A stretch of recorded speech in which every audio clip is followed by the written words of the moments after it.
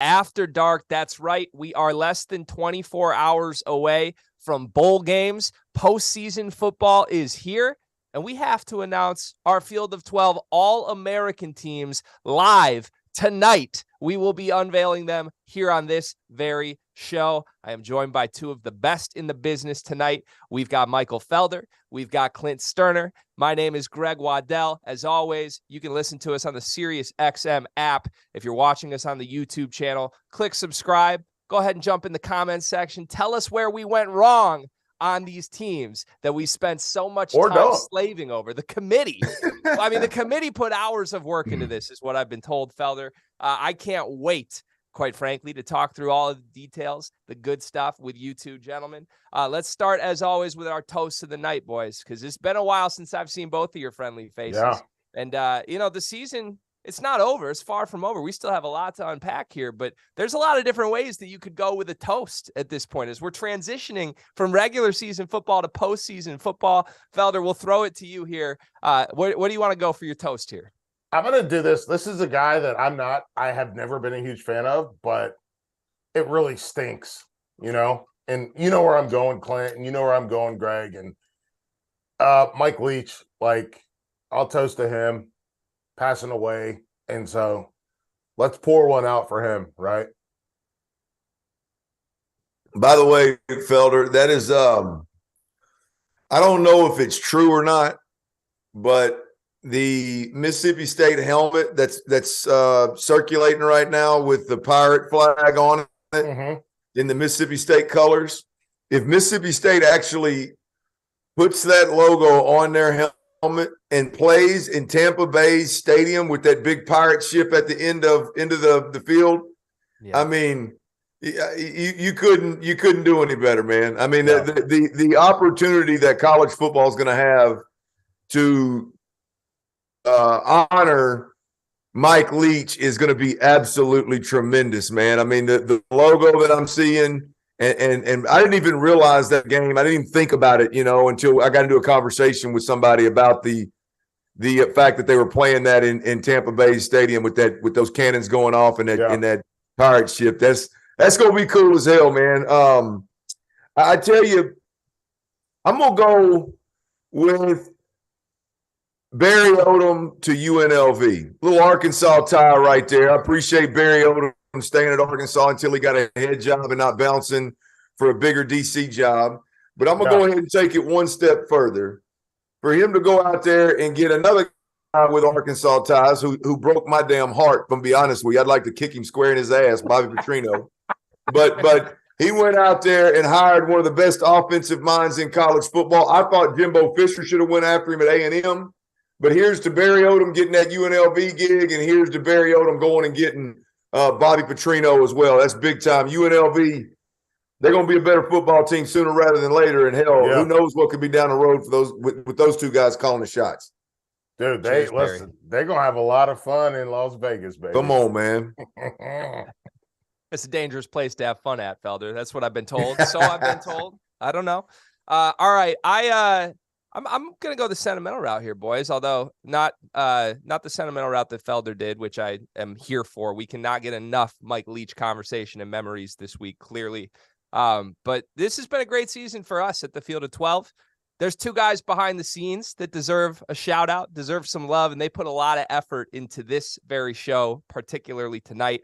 That would be Dagan. That would be Trevor, the greatest producers in the business. They make this network run. They've been doing this since September. They're going to do it through the end of March for basketball season as well. There's nobody better. So cheers to Trevor and Dagan. Yes, that dude, Dagan and Tricky Trev. Hey, crank up the neons and let's shake something, Tricky Trev. Yeah, that's nice. Tricky Trev was upside down pre-show. We don't know what happened there, but all of a sudden he was upside down. Just a Tricky Trev. Hey, G, when you got neons flashing in the background, baby, and Illinois is having the kind of season they're having, hell, he can start a show upside down. Who gives a damn? Pull it 50 Cent and hang us from the roof on one of them pull-up bars. Let's get it, baby. Nothing wrong with that. I love Clint, it. Just so you know, Clint, I got some dirty water here in your honor tonight. So Let's have Yeah, fun, my as friend. well you should. As well you should get some of that cloudy shit, baby. I got a little tequila going on right here. A little tequila going on for y'all. Attaboy. All right, let's get to this. How this is going to work, because this is an unorthodox show for us. Hey, wait, what's wrong with Felder, man? What the hell happened over there? Listen, I'm like, you said I got some dirty water, and I said, I love this. Listen, man, I've learned some things, okay? I've come a long way in the 3 months since I've gotten to do these shows with the team. Yeah, I'm a changed man. Clint, we are bringing Greg with us.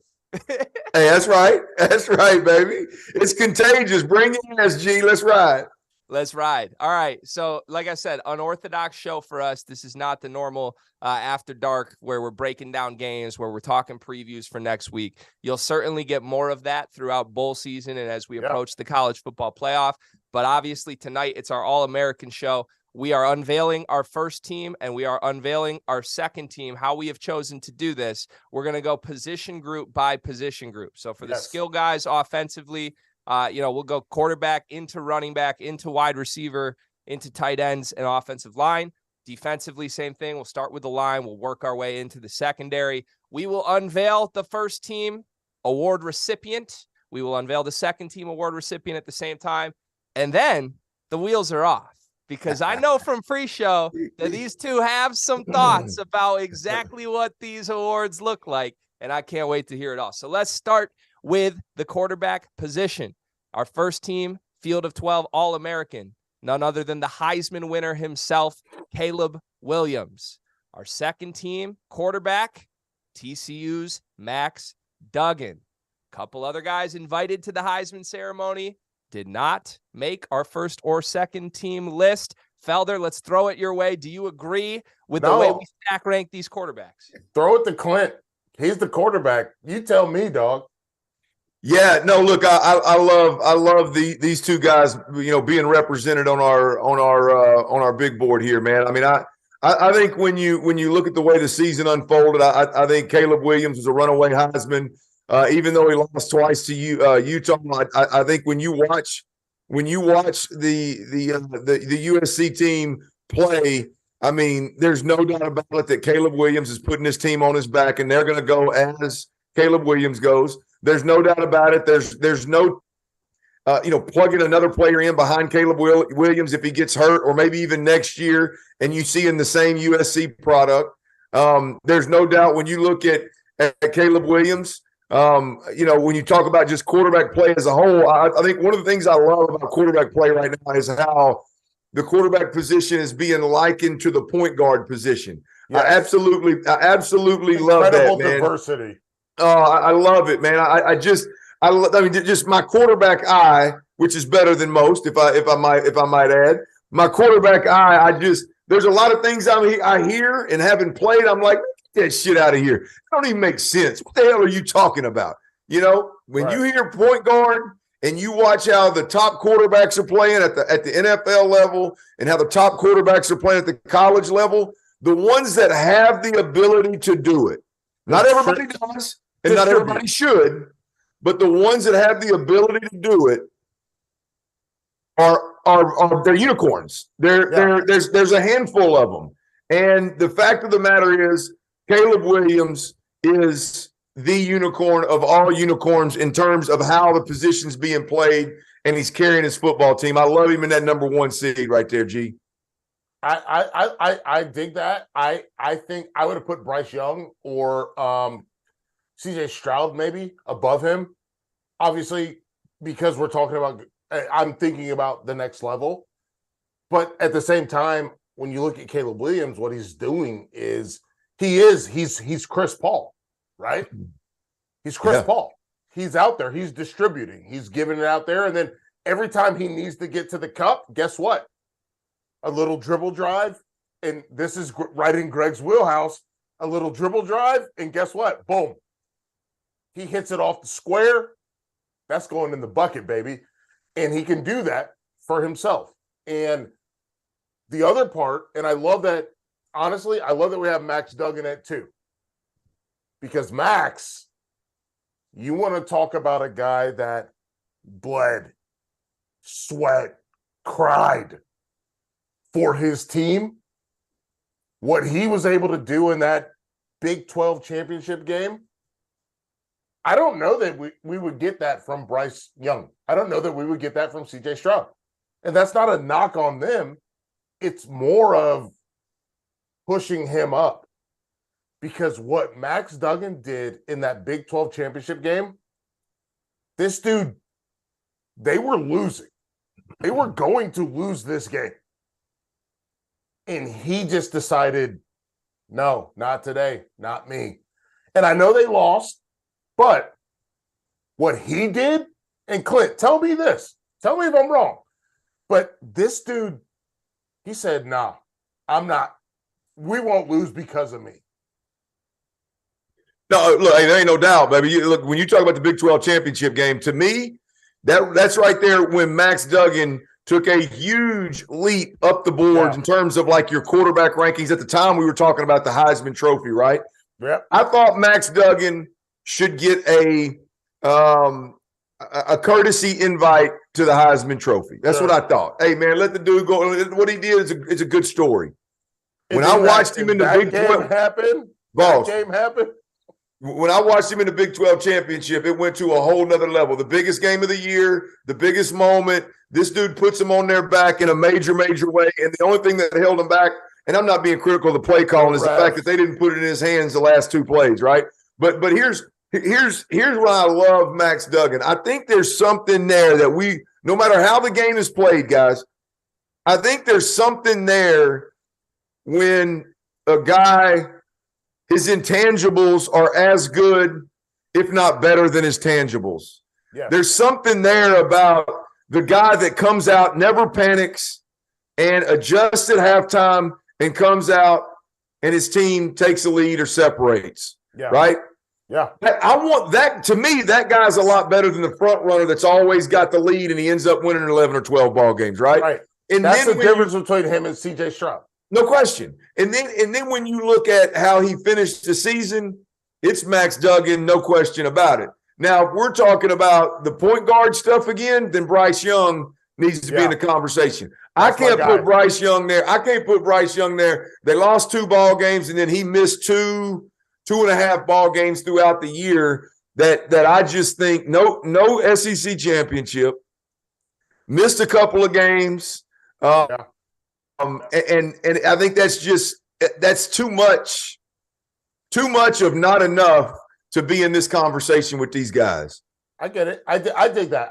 The big thing for me, I just think that Bryce Young, he's played for an NFL, like going to the next level. Give me Bryce Young. No question. I want him. Yeah. Also, just to reset and add some color to this conversation, right? Bryce Young not even on our final list of nominees for this quarterback spot. The 4 that did not get named. Problem, though. The 4 that did not get to the name to the first or second team: Stetson Bennett, C.J. Stroud, Hendon Hooker, Michael Penix Jr. Also, Felder, just to add, I like your Chris Paul comparison with Caleb Williams, and you guys might tell me to shut up after this for the rest of the show.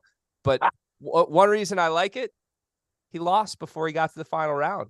Felder, that's a Chris Paul thing his whole career. That's a Caleb Williams thing this year. I'm just saying. That's, consistently, right? Like Chris Paul he can't get over the hump. So seriously though, does that matter? Because I'm watching the Heisman ceremony this last week. CJ Stroud's got to deal with it too. Right. But at the very least, right, you're looking at, and Stroud backdoored his way in, but you're looking at the other 3 guys at the Heisman ceremony, like even Caleb Williams said it in his speech. You get to play in a couple weeks. Yeah. Like how much should that matter in this conversation of crowning the best quarterback in college football? Clint, go. I think it depends, man. I think it depends what program they're with, man. It's a much more complicated conversation than just the wins and loss records and the stats behind it, right? You look at CJ Stroud, and really you look at Stetson Bennett. Them 2 dudes are pulling up to. Hey, we talked about the Candle Room, my spot in Dallas back in the day. G, I don't know if you was with me or not. Oh yeah. But look here. Stetson Bennett and C.J. Stroud, them boys pulled up in their daddy's Bentley, if you know what I mean. Yes. They're pulling up with daddy's Bentley, daddy's credit card. They're going home with something. Yes. They're going home with something, and she's going to be mighty fine, if you know what I mean. I get it. Hey, Max Duggan, he pulled up in that old pickup truck he was driving as a senior at that old small town Texas high school, wherever the hell he's from. And he went in there and on sheer want to and swag walked out with a bad one. You know what I mean? Like there's just a big, I mean, it's a much more complicated conversation than what's the stats look like? What was the win-loss record? I'm okay with Bryce. I'm okay with Dagan leaving Bryce Young off the list. Like I said, you got injured. You missed 2 ball games. Your team didn't go to your championship game. I mean, you had some big Heisman moments, but I'm okay with that. I'm okay with that. I feel like if we're going to talk about somebody, Hendon Hooker's the one that should have been in New York, and Hendon Hooker's the one that we should be talking about as, man, you know, that's the dude that could possibly be on this list. My fucking man. Let's go. Because Hendon Hooker, listen, I understand that he's injured, but I think the question becomes Hendon Hooker versus Will Levis when we talk about the NFL draft. And which one do you want? I think that's a real question when it comes to the NFL draft. A healthy Hendon Hooker versus Will Levis, what do we do? That's the question to me. And I know that's not the All-American discussion. So, and Greg, I know we got to get to the running backs. So let's go to let's do the running backs. Let's do running backs now. No, I want to finish up on this Hooker thing, if you don't mind, because that was the final element I was going to go to you guys, and you beat me to the punch. Clint, was I feel like Hendon Hooker was the story of this season. Yeah. Yes. And I don't think that changed, honestly. Down the stretch run, Tennessee fell out of the picture pretty much coincidentally when he got injured, right? Yes. So it's hard for me to step back and even, I'm not trying to take anything away from Caleb because I thought he was brilliant. And I'd feel a whole lot different about this if he didn't get hobbled in that final Pac-12 championship game and they were able to get over the hump against Utah. But to me, it's hard to believe how much Hendon Hooker has fallen out of the conversation a little bit by this point. So I'm very thankful for the two of you to bring that up on the show. Yeah. Hey, here's the thing that's frustrating to me is how it was blatantly obvious this year, man. When teams fell out of contention for the college football playoffs, you saw that reflected in the quarterbacks and their odds to be invited to New York or to win the Heisman and kind of that. Which I think is such bullshit, right? I mean, I understand if you miss half the season, or I understand if you miss 2 ball games and it was the 2 biggest ball games of the year, and the rest of your resume just doesn't really give us enough. Okay, but we're talking about a guy in Hendon Hooker that had an unbelievable season. He had taken a program to heights that it hadn't seen since my ass fumbled. If we're being completely honest, I know. Right? I mean, having a shot at a national championship. By the way, can I call timeout? Can I just ask you, how did that fumble go? Is that a serious fucking question, George? Mike? I've seen it a million times. What was going through your mind when it happened? It was a sprint, so I was going to keep the ball, right? It was designed for me to the same play we ran the play before, right? And the plan was I had a tight end sneaking across the middle, but that was the last resort. Stay in bounds, keep the clock running. If we get the first down, the ball game's over. So it was a sprint. It wasn't a handoff. Okay. And when I came out, my right guard got Brandon Burlsworth got opened up, and when he did, we clicked feet. His right foot hit my left foot. Okay. And it surprised me because I didn't know anybody would be that close to me. And when I went down, because it surprised me so much, I went down with the ball instead of my empty hand. And that old ground can't cause a fumble didn't save my ass, brother. Listen, I honestly, this is one of the things. That play is a thing that I've thought about so many times in football. Yep. Because I've seen it's a unique play, and I've never got a chance to ask you about it, and I just wanted to ask you about it. So it's part of my story, big dog. I talk about it all the time, man. It changed me. That in the 365 days that followed until we played them the next year changed my life, man. I don't know today, but whatever, that damn play is responsible for a good chunk of it. That's for damn sure. Thank All you. right, I appreciate it. Let's Thank jump. you. We're gonna go to running back now. All-American team. If you're just joining us midway through the show, Yes. again, we are unveiling our All-American teams. We're midway through the show already. Good grief. Well, we got quite a bit to go here. Let's go. Okay. First team and second team here. I'll unveil it. First team running backs: Bijan Robinson, Texas, Yes. and Blake Corum from Michigan. Second team field of 12 running backs: Chase Brown, Illinois, Dwayne McBride from UAB. Yeah. All right, Felder, your thoughts on this group? Did we get it right? I think we got it right. I think Bijan is dangerous. He is, and he's playing in a time where Bijan reminds me a lot of Reggie Bush. And Clint, you can correct me if I'm wrong, but he reminds me a lot of Reggie Bush. But he's playing in a time now where they know how to use him. So he gets a lot more wheel routes. He gets a lot more flares. He gets a lot more of those, the jet sweep to the wide receiver where he pops that wheel and then you can hit him in the seam. And he's going to be more effective than Reggie Bush. What Reggie Bush should have been, we get that out of Bijan. Yeah, look, I like Bijan, and I think I see Bijan at the next level being more of an inside guy though than most people, Mike. Yeah. If I'm being honest, like there's no question about it. You don't think he's like an Alvin Kamara guy? No, I think he's got the ability to be whatever the hell he wants to be. Okay. I think if you're going to get drafted in the top 10 or in the first round, right, they're going to want you to be a 3-down back, and they're going to want you to be more like what's my man's name in Minnesota right now? Dalvin Cook. There you go.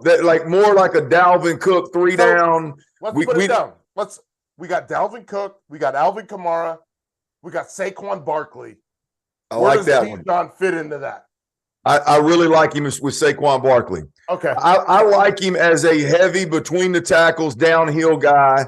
More now, look, he's got the skill to do it all. So he's going to be, to your point, he's going to have a chance to be a 3-down back that right. teams just absolutely lean on big time. But we talk a lot of UT football down here. Yeah. And I think the ability to put him out in the slot and have him run routes, I think is a good thing from time to time. But I think if you do it too often, you take away from what is really going to pose a threat to a defense, which is downhill between the tackles. So nonetheless, I think Bijan Robinson, any way you slice it, whether you think he's downhill or more of an Alvin Kamara type, he is on the first team, and I don't think it's even close.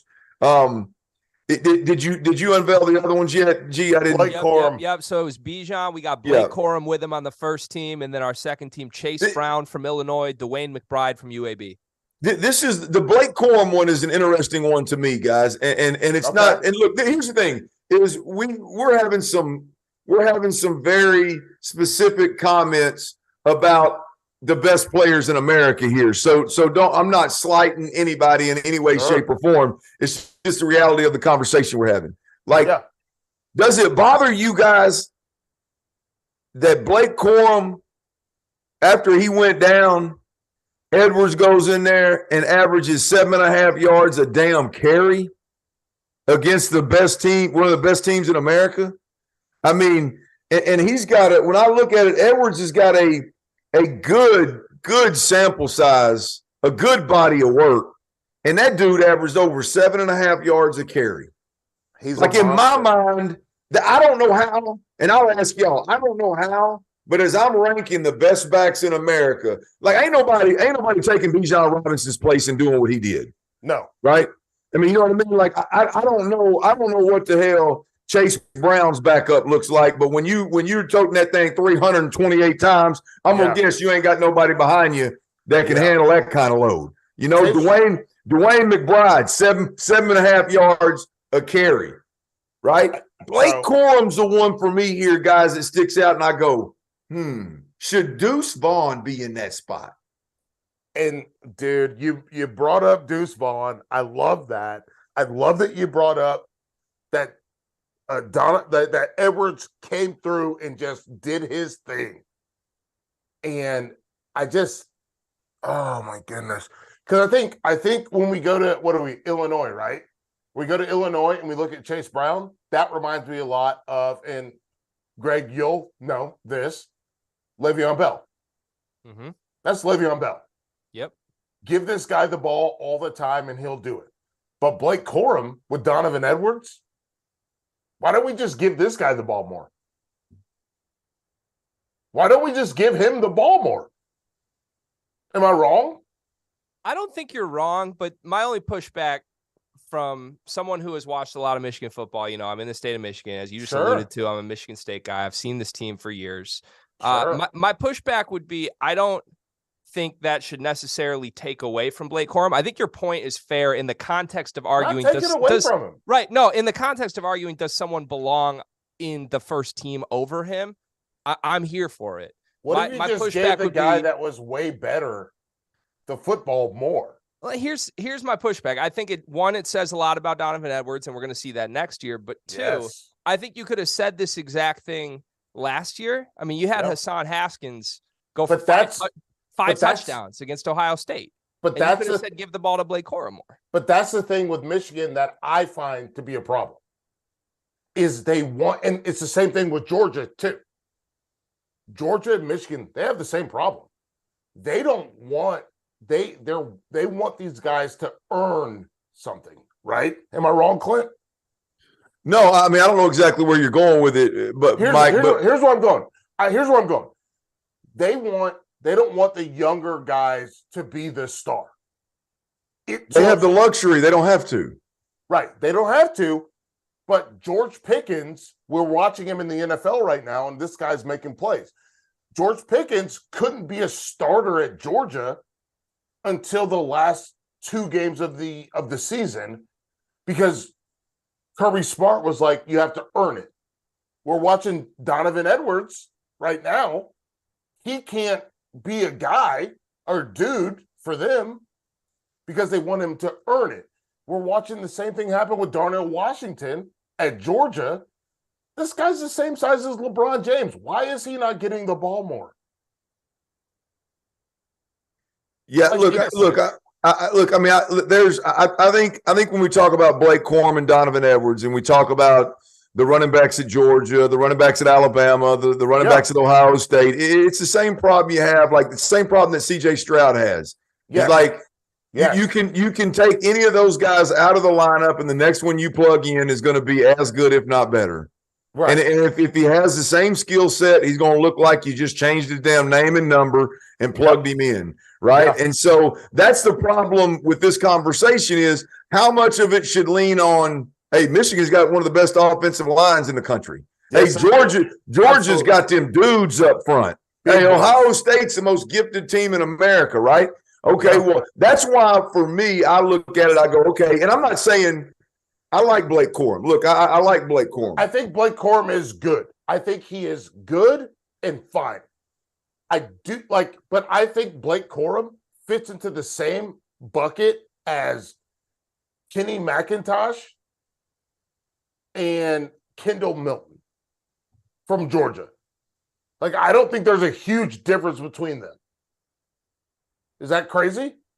No. Look, it's like, you can name 10 of them that have similar skill sets when you talk about the best running backs in the country. To me, it's one of those where I have a little, maybe it's where how I was raised. Maybe it's where I'm from. Gee, you know what I mean? I got a little something for the dude that I don't know what his nickname is, but damn, it could be Mighty Mouse. You know what I mean? Deuce. Yeah. Deuce Vaughn. Again, you lose Deuce Vaughn at K-State.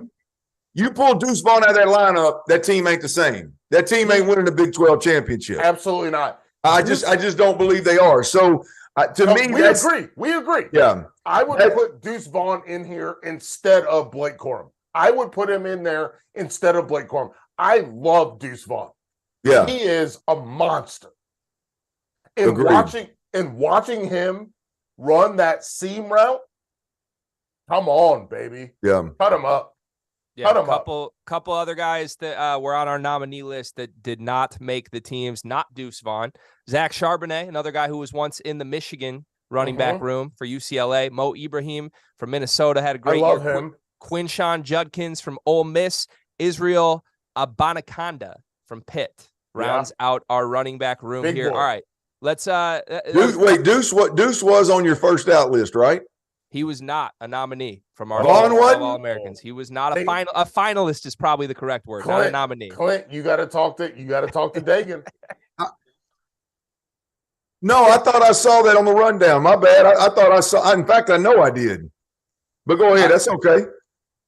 Hey, I'm reading off a list right now, but the list may have changed. There is dirty water that's steadily decreasing in my cup right now. Come on, baby. That would not be the first time, Clint. All right, let's go to wide receivers. We are about halfway through the show. Did we do tight ends yet? We're getting to tight ends. We'll do wide receivers, then we'll lump in tight ends and offensive line together, and then I think we'll get to defense. And unfortunately for Felder, we might be a little quicker on the defensive side. I know. Listen, I'll go quick. Don't worry. Wide receivers, our first team All-Americans: Marvin Harrison Jr., Ohio State; Jalen Hyatt, Tennessee; Tank Dell from Houston. Those are your first team field of 12 wide receivers. Your second team field of 12 wide receivers: Charlie Jones from Purdue, Rashee Rice from SMU, and Keelan Stokes from Tulsa. Nominees that did not make the first or second team: Xavier Hutchinson from Iowa State and Zay Flowers from Boston College. Clint, what problems do you have with this group, if any?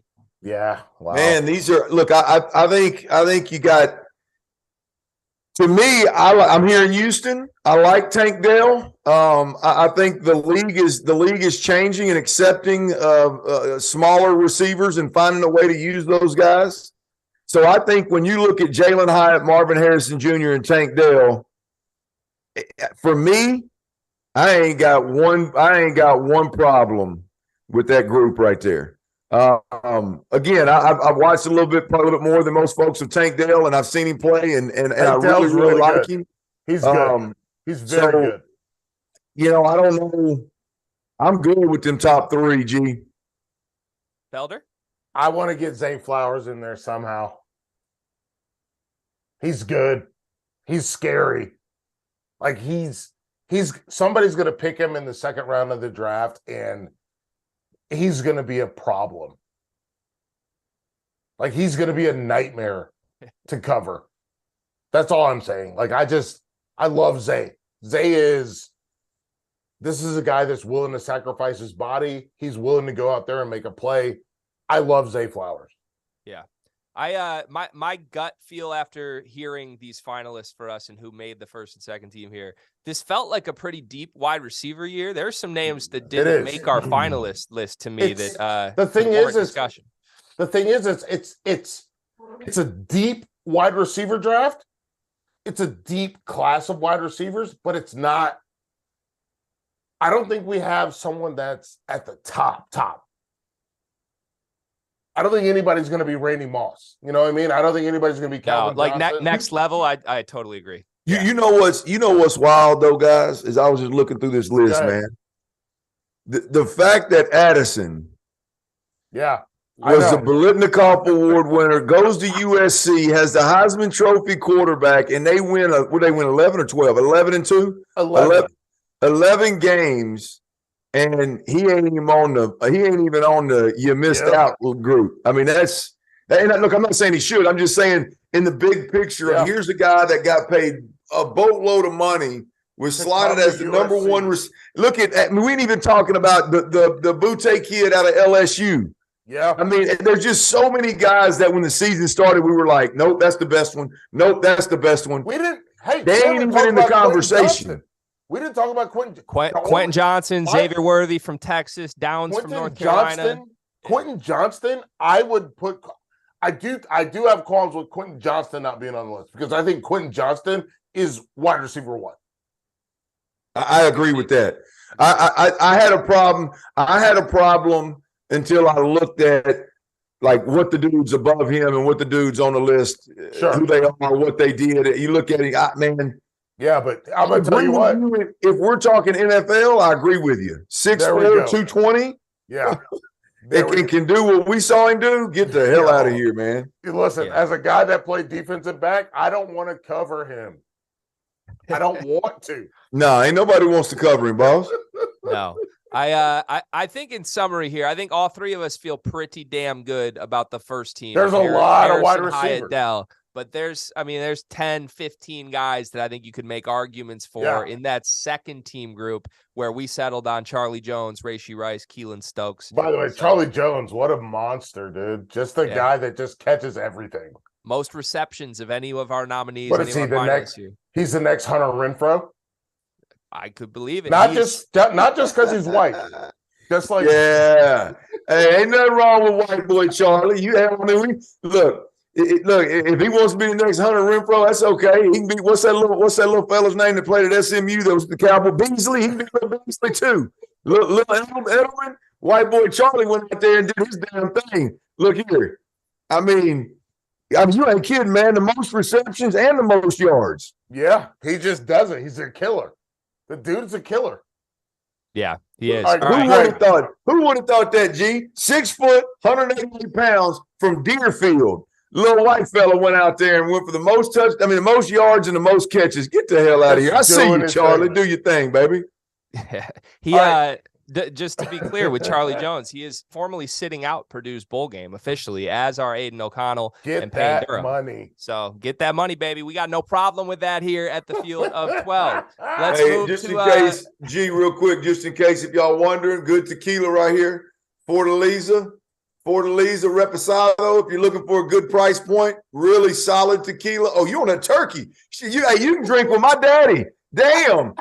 Hey, Mike can drink with my pops. Wild turkey? Are you shitting me? Out of a leather flask? Damn, you watching Yellowstone or what?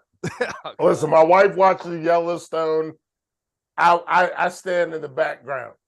All right, let's move. I just jotted notes down, by the way, Clint, as you so kindly explained what good tequila is to me. Don't worry, I've got a note on that. We'll head to the store before the weekend. Come on, Doug. Let's move to our offensive linemen. We're going to lump in tight ends with this group. So we'll actually start with our tight ends here.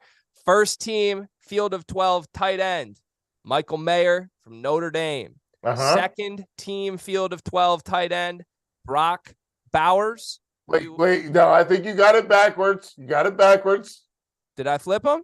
Yeah, you flipped them. Dang, they're color-coded different in this sheet. God damn it. I flipped them. Brock Bowers is the first team tight end. Michael Mayer is the second team tight end. And now I am very concerned of looking in the wrong sheet, but we're moving to offensive linemen next. I hope that these are color-coded correctly. I think they are.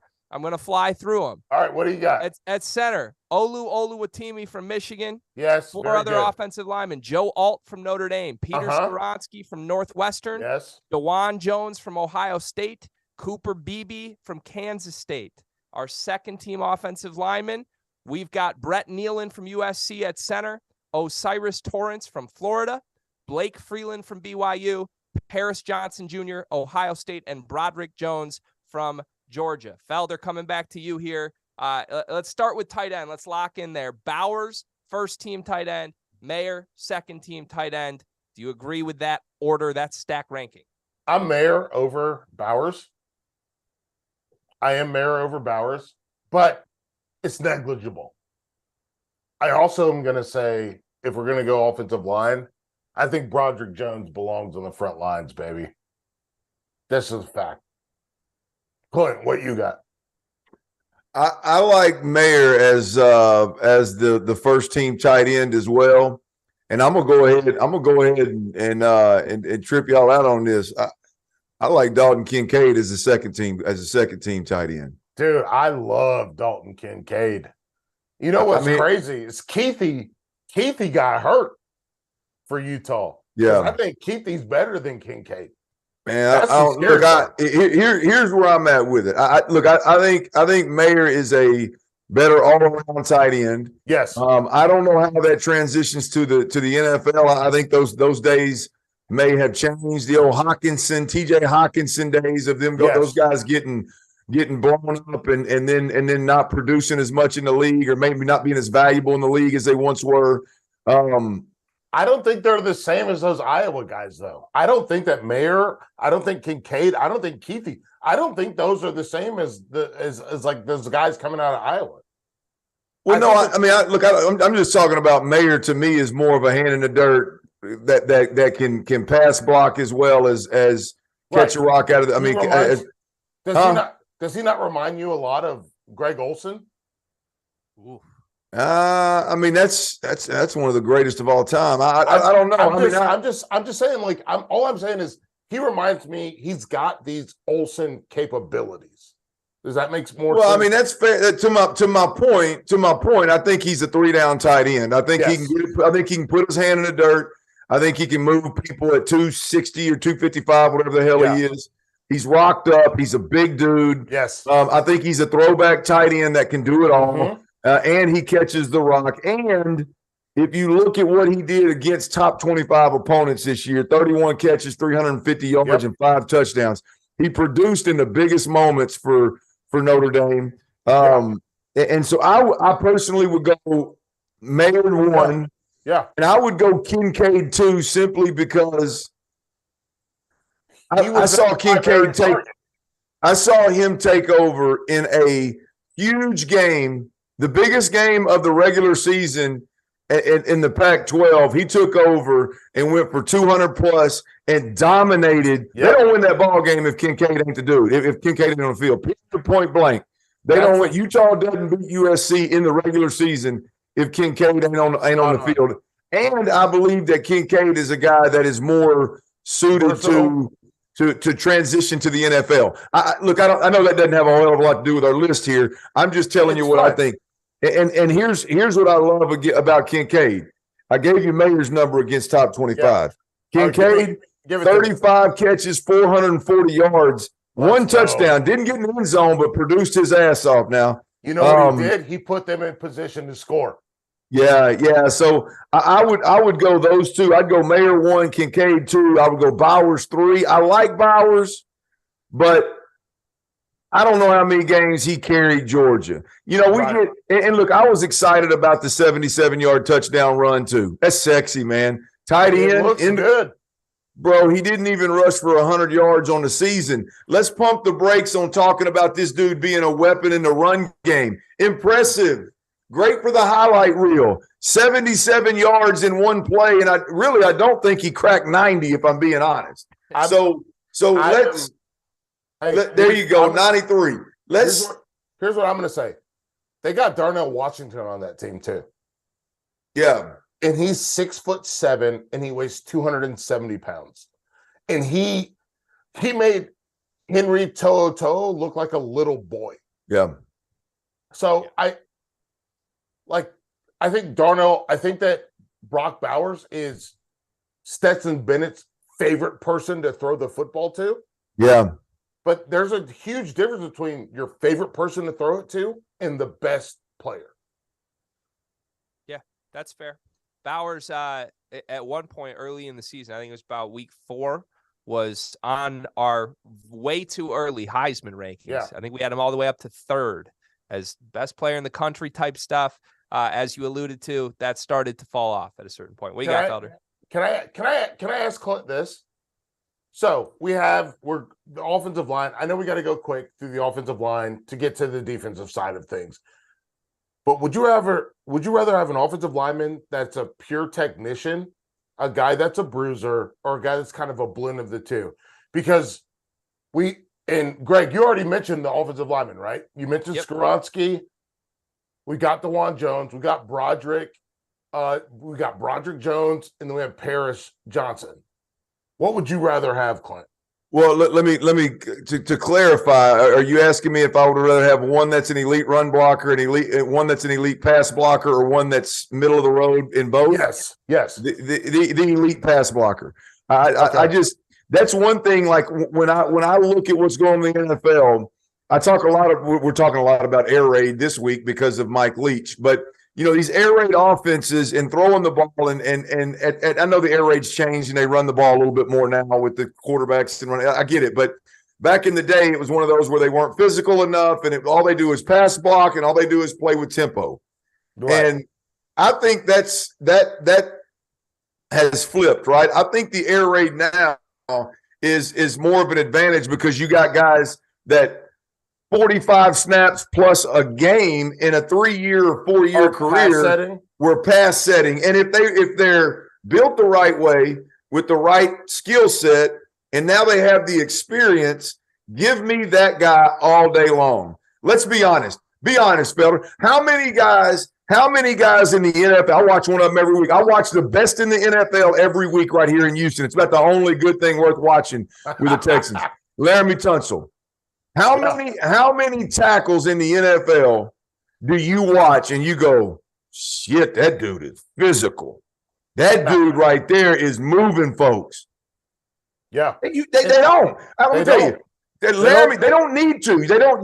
Laramie Tunsil is going to be he's not going to be a Pro Bowler, bro. He's going to be an all-pro. He's going to be a top 2 tackle in the league this year. And he don't want to decleat nobody. He don't want to pancake nobody. He wants to make Micah Parsons a non-factor in a ball game for 4 quarters like he did last week. All I'm saying is I watch Clemson play a lot. Yeah. And Clemson, a lot of Clemson is just shielding. That's football now, but yeah. Yeah. You see what I'm saying? Like, yeah, they're being coached to do that shit. They don't move bodies. Right. They shield. Yep. And so that's why I wanted to ask you. Greg, I'm gonna listen, I took over for a second. I feel bad.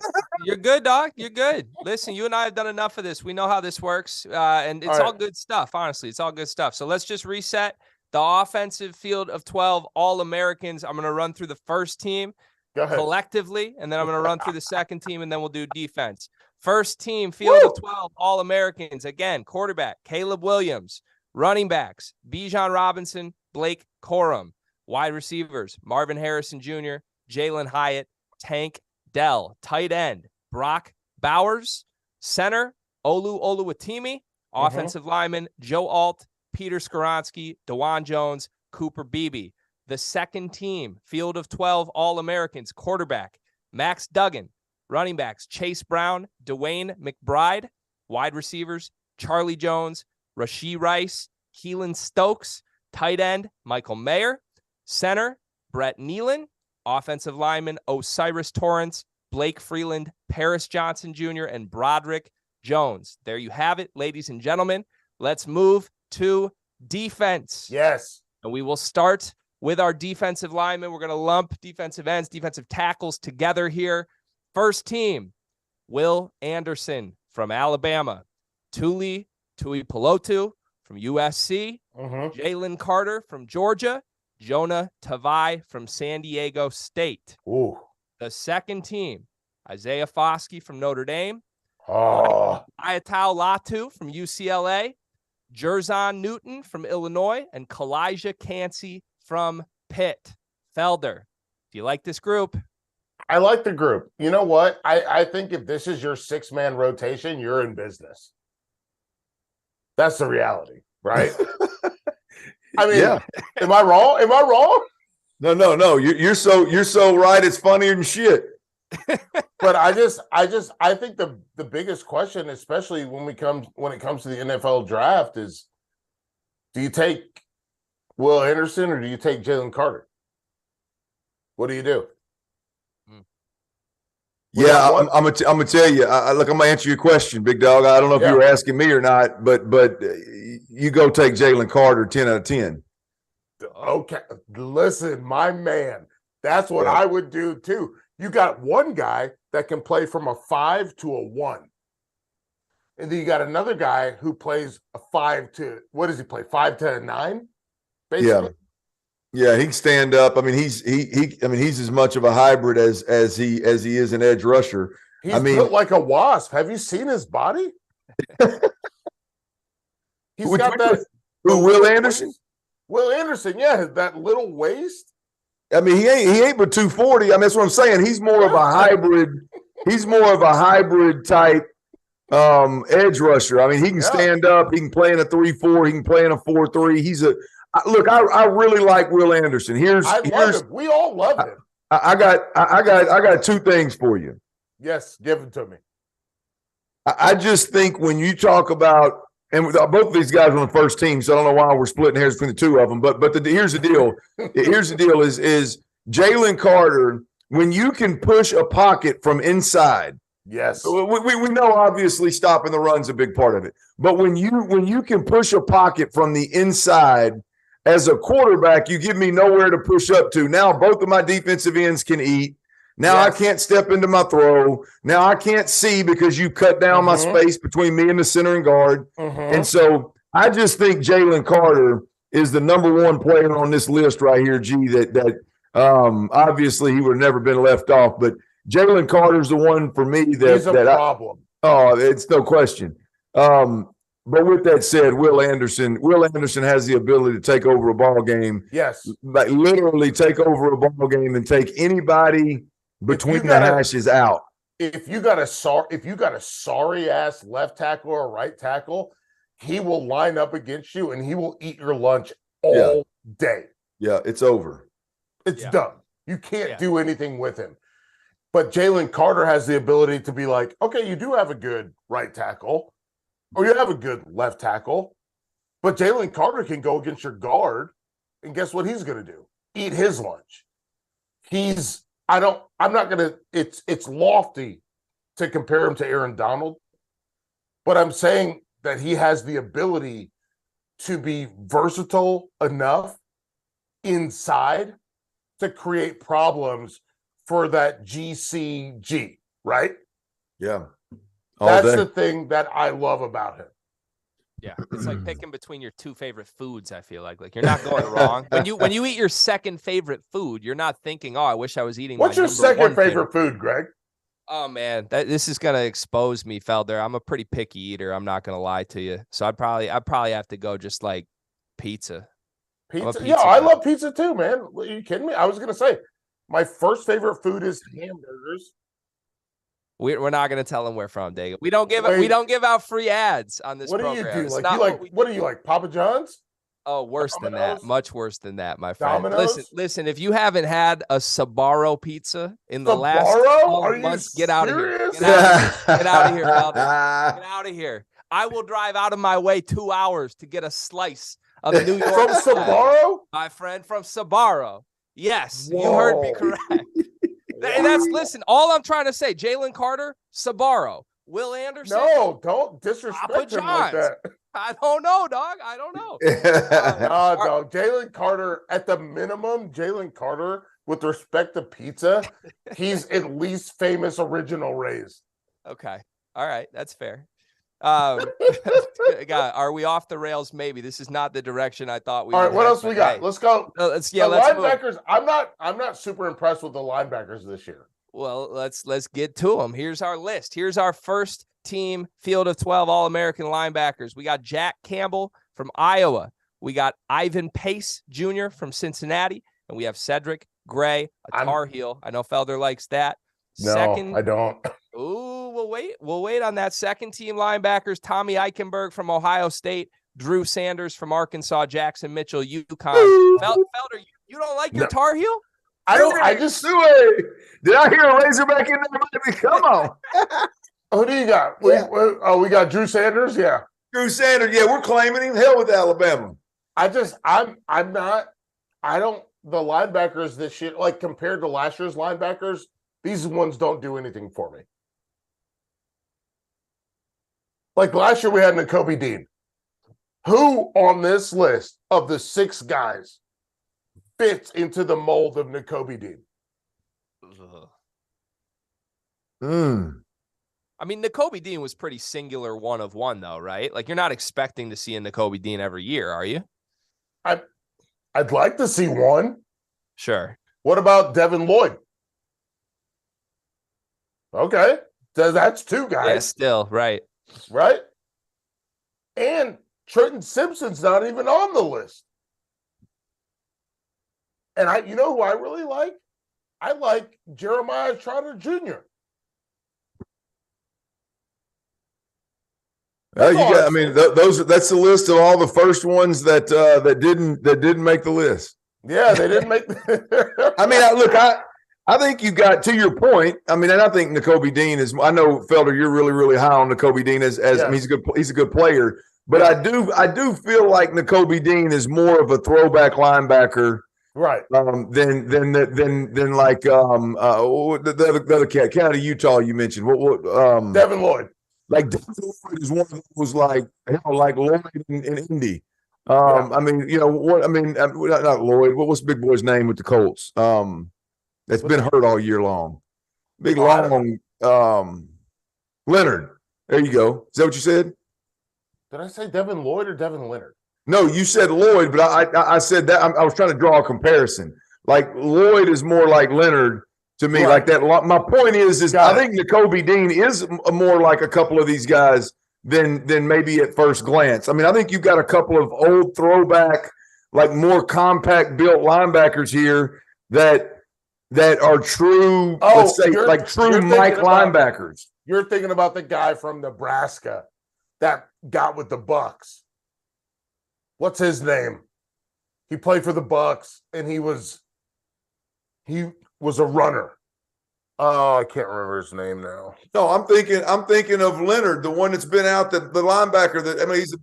There you go, Darius Leonard. Yeah. Oh, from South Carolina State. Yes. Him. I don't know where the hell he went to college, but he went to South Carolina State. I'm saying him and Lloyd from Utah last year are more of your longer, gangly, can run like the wind type of backers. Yes, my point is in response to your Nakobe Dean point, is I think a couple of these guys are more built. They're not Nakobe, don't get me wrong. I'm not saying that they're in his. I got it. They're built more like that in terms of a more compact, true Mike linebacker, which I think is actually when they're big time, like a couple of these guys are, and they play well. It may not translate to the NFL, but I do think for the purpose that we're talking about it right now on an All-American list, I think it's very fitting. Well, do we have is our guy from Troy on here? No, he was not a finalist. Wow. That's Dagan. What are you doing? I mean, well, damn, Felder, what do you want? 10 finalists? You want 10 linebackers on this sumbitch? I want the guy that has the most tackles in the history of college football to be on the fucking list. Yeah. You are He's from there we go. 179 tackles, Jason Okay. Henderson. Jason Henderson. Okay. ODU, baby. So are you, Felder, are you bumping Cedric Gray for Jason Henderson on the first team? Yeah. Yeah. Okay. I'm All definitely Cedric Gray is. Have you watched UNC play football? Oh yeah. Are you serious? Like, they're not good. Not on defense, they're not. No, not at all. Like, it's bad. It's bad to watch them. It hurts me. It hurts me, like, physically to watch them. You got to look through the fog right there. Felder, I got to look through the fall. You got to look fog like that the fog, in the mornings. Y'all don't have no fog. You know what fog is. We have big fog. We got big fog. We got big fog. And I can tell you this, watching UNC play football, watching them play defense, you're like, whoa, what is happening? Yeah. All right. Let's move to our defensive backs here. We're approaching an hour. If we go a little over, that's totally fine. But we're going to go to cornerbacks now. Carlton Marshall. Here's our field of 12 first team cornerbacks. Devon Witherspoon from Illinois. Travius Hodges Tomlinson from TCU. Emmanuel Forbes from Mississippi State. Our second team field of 12 All-American cornerbacks. Clark Phillips II from Utah. Quinion Mitchell from Toledo, Joey Porter Jr.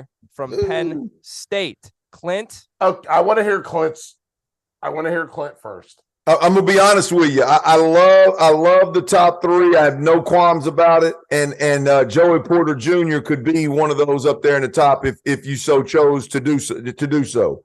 The other two, I'm gonna tell you, the other two, I have not seen play enough to. I mean, I know they're obviously good players, but I have not seen play enough to tell you that they should move up or down, or I should replace them. I'm gonna be honest with you. Toledo and Clark Phillips at Utah. I haven't. I know Clark Phillips is, and I watched him in that big time USC ball game. But he's really good. I haven't studied those guys enough to tell you whether they should or shouldn't be on the list.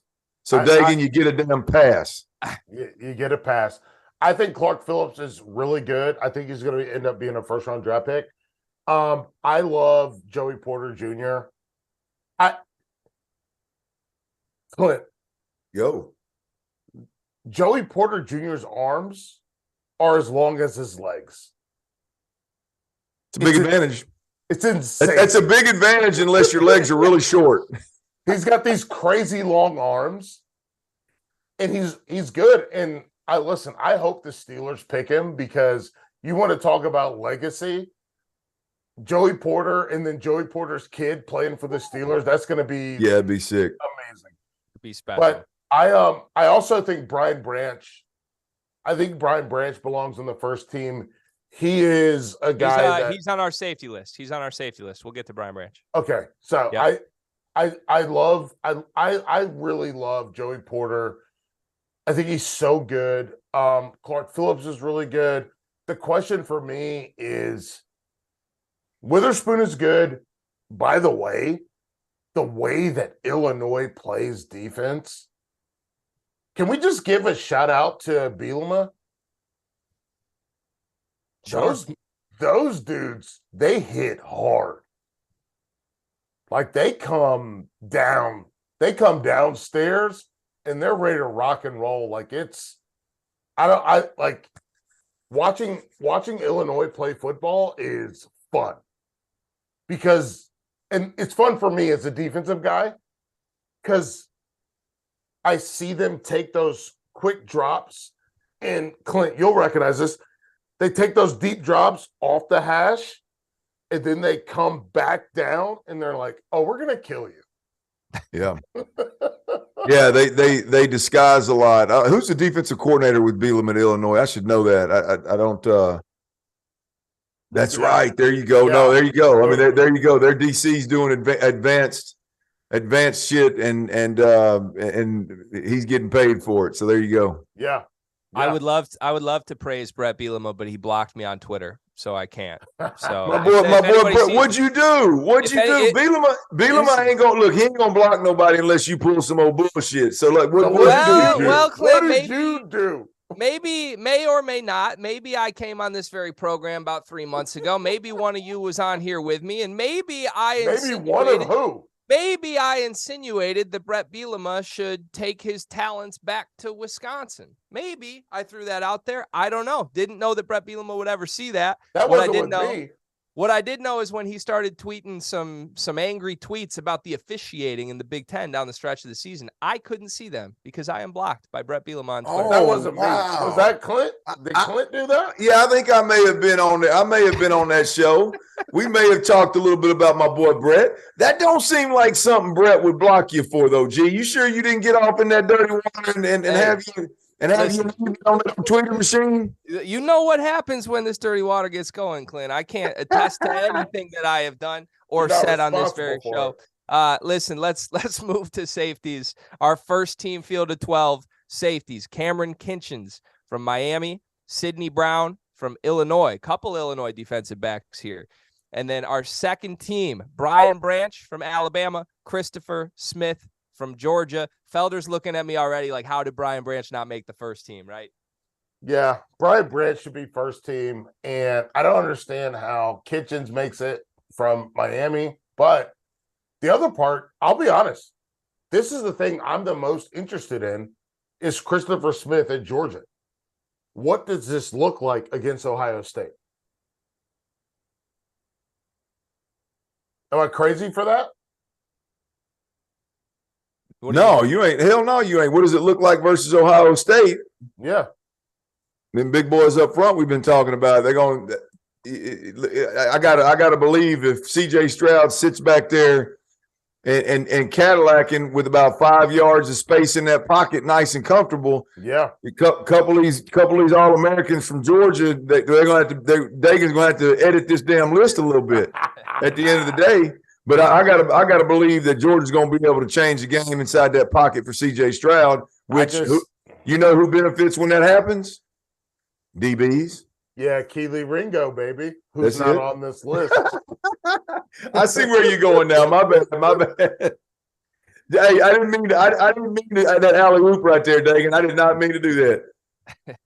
All I'm saying is Christopher Smith, watching him get torched by Nussmeier, he got smoked in the SEC championship game constantly. And I was like, I can't do it. He got smoked. It looked bad. He get that. I know one of them. He got smoked. That safety got him. That safety's ass didn't get over the top in that coverage. But he's the safety. He is the safety. Right. Okay. My bad. I thought you were talking about the corner. You're not talking about Ringo? No, I'm not talking about Ringo. I'm talking about Christopher Smith. Got you. He's the 24, the safety. You are correct. His ass didn't get over the top. Yeah, his ass needed to get over the top. But here's what I'll say. Like, I think we've seen this happen before, guys. We saw it happen to Georgia when Tua came in the ball game, and the play that sent Jalen Hurts to Oklahoma. Exactly. I mean, ultimately, right? That they game planned against a quarterback that couldn't make that throw, a quarterback that's more about running the football. And then when that one that comes in there, when that one that come in there can sling it, lift that ass up a little bit. So I think that's as much of a game plan as it is the guy not making the play. I'll tell you that now that you brought it up, I don't mean to get off. I don't mean to get off in the weeds here, G. But all good, baby. You're good. When I'm talking about quarterback play, my eyes don't fool me. I don't know why Brian Kelly and LSU, maybe they are and I'm missing it. I don't know why they ain't stoked about Nussmeier. They should be. That kid, I mean, unless he's just a damn clown off the field, bro, that you don't got one. My man came off the bench ripping that son of a bitch, man. Come on. Like that right there, I was like, whoa. Tell me he got one of these right here. No question. He's not on our list. I'm sorry, G. Go ahead. No, you are all good. Let's we're gonna move to Felder's favorite portion of the show in just a moment. I do not want to talk about this, and I hate it. I am gonna quickly run through our defensive All-Americans in case you joined the show midway through. This is the field of 12 first team defensive All-American team. Will Anderson, Tuli Pelotu, Jalen Carter, Jonah Tavai, Jack Campbell, Ivan Pace Jr., Cedric Gray, Devin Witherspoon, Travius Hodges Tomlinson, Emmanuel Forbes, Cameron Kinchens, and Sidney Brown. Let's go to the second team. Isaiah Foskey, Liatau Latu, Jerzon Newton, Kalijah Cansey, Tommy Eichenberg, Drew Sanders, Jackson Mitchell, Clark Phillips II, Quinion Mitchell, Joey Porter Jr., Brian Branch, and Christopher Smith. No, go ahead and go to the part that I hate. Listen, I've never been more excited to say these words and see a human being's reaction on the other end of the line. These are the special teams finalists for the 2022 Field of 12 All-American team. Kickers, first team, Christopher Dunn from NC State. Second team, Joshua Carty from Stanford. Punters, first team, Torrey Taylor from Punt U, Iowa. And second team, Bryce Behringer from Michigan State. We had to get a Spartan on there somehow. Return team, kick returner, Jalen Lucas from Indiana. Lediatric Griffin. I have no idea if I'm saying that one correctly. I apologize for that one. And I'll be honest, it's not even color-coded for our punt returner, so I'm not sure who our first and second team punt. Anthony Gold. Anthony Gold? From Oregon State. Are you just naming that, or is that, do we have that conference? Anthony Gold from Oregon State. It is Anthony Gold and Eric Garrer. Yeah. From Louisiana. There you have it. Felder, we have to. You're good, Felder. We have to throw to you first. I mean, your thoughts on our special teams. Listen, I'm going to be honest with you. I don't care, and I hate them. But I will say Michigan State got somebody on the list, which is important. My wife went to Michigan State. You're a Michigan State guy, so I got to give the love there. So here, cheers to Michigan State doing their thing. Cheers. Thank you, Felder. Much appreciated. Clint? Well, here's to Felder changing drinks 3 times during the show. And I tell you what I got about these specialists. I'd like to thank everybody for joining Field of 12 After Dark tonight. Yeah. It was a great episode. My boy G-Dub did a great job. And I'm going to talk to Brett Bielema about unblocking him so he can communicate a little bit with my dude. Please, thank you, Clint. Maybe we could all meet up at the Candle Room sometime this offseason. Have a beverage. I don't know. Bielema would be knee deep in that joint for sure. Hell yeah. I believe it. All right. We appreciate everybody so much for sticking with us through this show and all season long. Stay tuned. We're going to have a lot of stuff in store as we chase down the college football playoff results and crown a national champion. For Michael Felder, for Clint Stoerner, my name is Greg Waddell. For producer Dagan, producer Trevor behind the scenes, we appreciate all of you, and we'll see you next time on the Field of